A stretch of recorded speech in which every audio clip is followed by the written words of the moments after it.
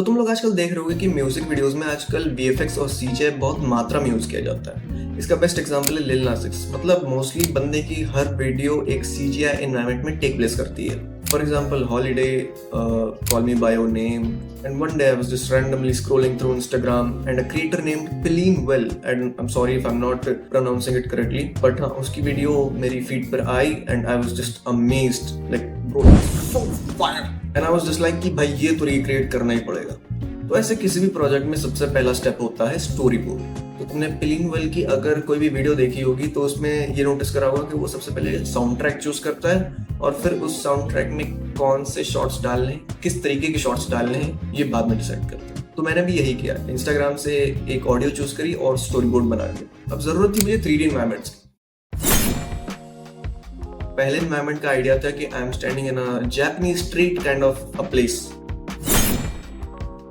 And second environment was highly inspired by Travis Scott की heist in the room वाली video. उसमें जो last में एक आयरन बीम पे चल रहा होता है ट्रेविस स्कॉट और पीछे बादल होते हैं, नाइट सिटी होती है, एकदम वैसा एनवायरमेंट। और थर्ड शॉट बहुत ही सिंपल था, उसमें बस एक लिफ्ट का इंटीरियर है और उसमें मैं खड़ा हूँ।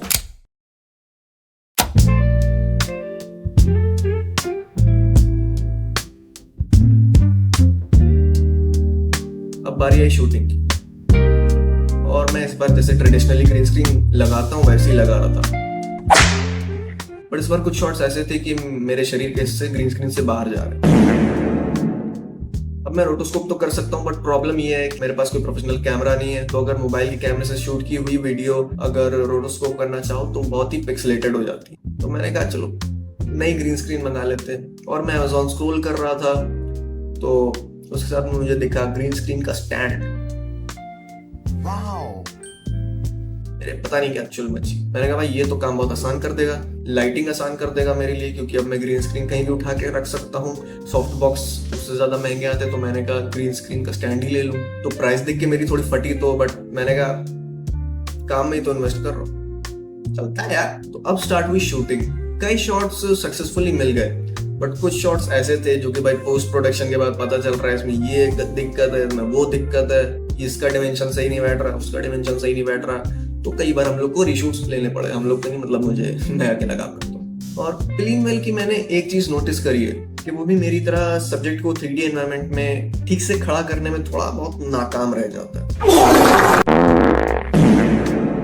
बट वो उस गलती को छुपाना बहुत अच्छे से जानता है। तो इस बार मैंने भी यही ट्राई किया, बस बेसिक पैरामीटर्स ध्यान रखें, जैसे कि रियल कैमरा और 3D कैमरा का पर्सपेक्टिव अलाइन होना चाहिए, और सब्जेक्ट और 3D एनवायरनमेंट की लाइटिंग मैच होनी चाहिए, कंपोजिटिंग सही तरीके से होनी चाहिए। पर मैं हर बार उन्हीं शॉट्स में मात खा जाता हूँ जिसमें सब्जेक्ट के पैर विजिबल होते हैं। कुछ ना कुछ ऑफ लगने लग जाता है कि सब्जेक्ट वहां पे खड़ा है, नहीं खड़ा है, खड़ा है पर लग नहीं रहा है।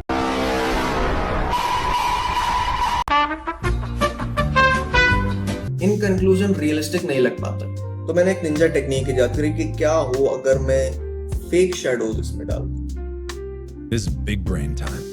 तो फिर मैंने क्या करा, लेयर को डुप्लीकेट किया और उसमें ड्रॉप शैडोज का इफेक्ट डाल दिया, और उस लेयर को 3D में कन्वर्ट कर दिया, और उसकी सॉफ्टनेस को बहुत ज्यादा हाई कर दिया।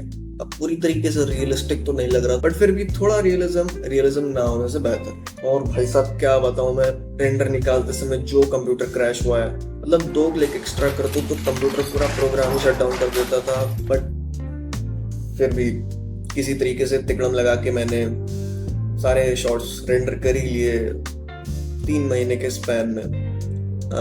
जो लोग इंस्टाग्राम पे फॉलो करते हैं तो यही गायब था मैं, इसलिए नहीं पोस्ट कर रहा था। तो बस अब क्या, ट्रायल एंड एरर का प्रोसेस लगा के सारे शॉट्स निकाल ही लिए किसी तरीके से, और उन्हें एडिट भी कर दिया, और अब बिना किसी देरी के here is the final result.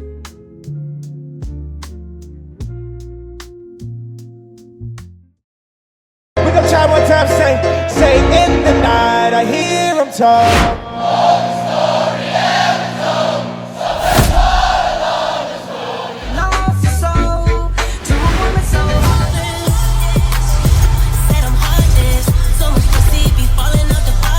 Okay guys, thanks for watching, and I know उतनी अच्छी नहीं थी, बट फिर भी अभी हम लोग बहुत स्टार्टिंग लेवल पे हैं।